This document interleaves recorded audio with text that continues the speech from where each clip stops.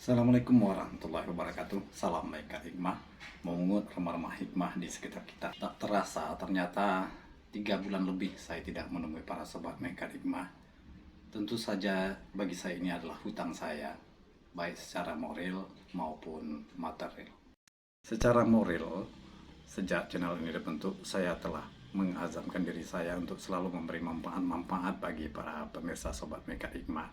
Sedangkan secara material, ternyata di bulan-bulan sulit yang lalu, YouTube tetap mengeluarkan gaji saya. Tentunya ini tidak terlepas dari para sobat Maikat Hikmah yang tetap setia menonton video-video lama saya. Kali ini saya ingin berbagi kisah lainnya tentang salah seorang teman dekat saya, di mana saya sebenarnya sudah lama tak jumpa. Begitu ketemu, ternyata ia sudah sangat berubah, di luar ekspektasi kami semua. Padahal dulu kami sempat underestimate padanya. Ternyata kami salah. Seperti apa kisahnya? Mari kita simak bersama.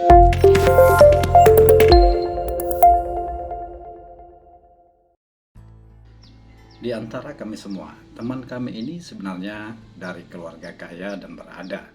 Kami juga akrab dengan keluarganya, sering nginap juga di rumahnya.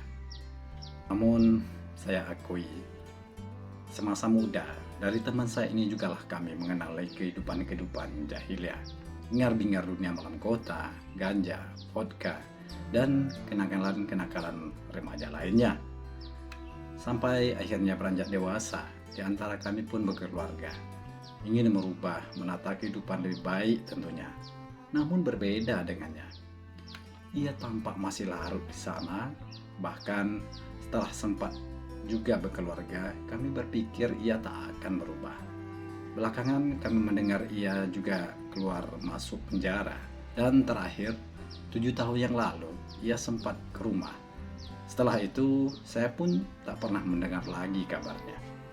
Hingga beberapa waktu yang lalu, saya bertemu dengannya di bandara saat hendak di Jakarta. Tampilannya pun sangat jauh berbeda. Pakaiannya, bahkan cara bicaranya, ia begitu fasih dengan kehidupan agama, bahkan melebihi saya. Akhirnya, karena keberangkatan masih lama, kami pun terlibat pembicaraan yang begitu panjang, termasuk perjalanan spiritualnya yang membawa ia akhirnya hijrah. Ada kisah menarik yang dialaminya, yang menurut saya berbeda dengan kisah-kisah orang lainnya. Ia mengaku mendapatkan hidayah justru dari kebiasaan-kebiasaan jeleknya, terutama ketika menyuduri wanita yang dibayarnya. Tentu saja awalnya demi melampiaskan hawa nafsu belaka, sampai akhirnya suatu hari ia terlibat cinta satu malam dengan seorang wanita, di mana wanita itu justru berbeda dari kebanyakan wanita lainnya. Sebenarnya ia sudah lama menyimpan kontak wanita itu, juga mengikuti media sosialnya. Dari foto-fotonya, wanita itu juga terlihat cantik, anggun, berwibawa. Diketahui, wanita itu juga bekerja di salah satu perusahaan bonafit swasta, tapi berstatus janda. Sebagai lelaki buaya, teman saya ini pun kerap menggodanya, dan wanita itu pun meladaninya. Saat itu, kebetulan wanita itu saat itu tinggal di Jakarta. Suatu ketika, sang teman iseng ingin menemuinya, mendatanginya ke Jakarta. Wanita itu pun menyanggupinya, tentu setelah adanya perjanjian dan kesepakatan di antara mereka. Singkat cerita, akhirnya teman saya ini pun bertemu di Jakarta, menginap di salah satu hotel di sana. Anda bayangkan sendiri apa yang terjadi selanjutnya. Pertemuan di antara lelaki buaya berstatus duda dan wanita yang juga berstatus janda. Tahu sendirilah, intinya malam itu wanita ini pun takluk di pelukannya. Awalnya mungkin hanya dilandasi kepentingan uang dan pelampiasan nafsu belaka, hingga ada sesuatu yang dirasa berbeda. Setelah sempat tidur, ia pun terjaga ketika di penghujung malam wanita yang masih dalam pelukannya itu buru-buru bangun meninggalkannya, membersihkan dirinya dan mengenakan mukena. Tak hanya itu, wanita itu pun terlihat sholat malam, berzikir dan berdoa sambil menangis berurai air mata. Semula teman saya ini pun hanya diam sambil terus memperhatikannya. sampai akhirnya ia merasa penasaran dan menanyakannya.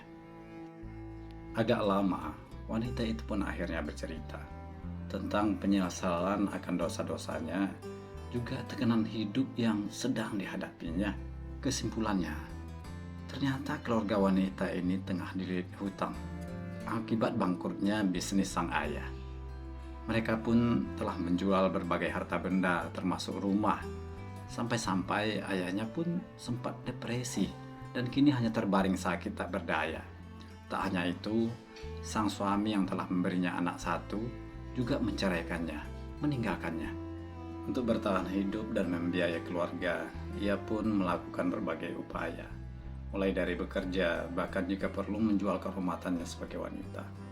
Ia sendiri mengaku sadar kalau yang dilakukannya itu salah. Ia pun ingin keluar dari situasi yang kini tengah menjeratnya, tapi apalah daya, semua terpaksa dijalaninya. Wanita itu satu-satunya yang menjadi tulang punggung keluarga. Karena itu ketika dihantui rasa bersalah dan dosa, saat itulah wanita itu mengadukannya pada Tuhan melalui sholat malam sambil terus berdoa, memohon ampun kepadanya dan meminta dicarikan jalan keluarnya. Ungkap sang wanita itu bercerita. Mendengar cerita itu, teman saya ini pun tertarik untuk mencari kebenarannya. Jangan-jangan ini hanya cerita bohong dan lagu lama. Teman saya ini pun memutuskan untuk berkunjung ke rumah si wanita. Biasanya ini hanya rekaan belaka, begitu pikirnya. Namun begitu ia ke rumah si wanita, ternyata semuanya tidak sandiwara. Ia saat itu bertemu dengan kedua orang tua dan anak si wanita yang masih kecil.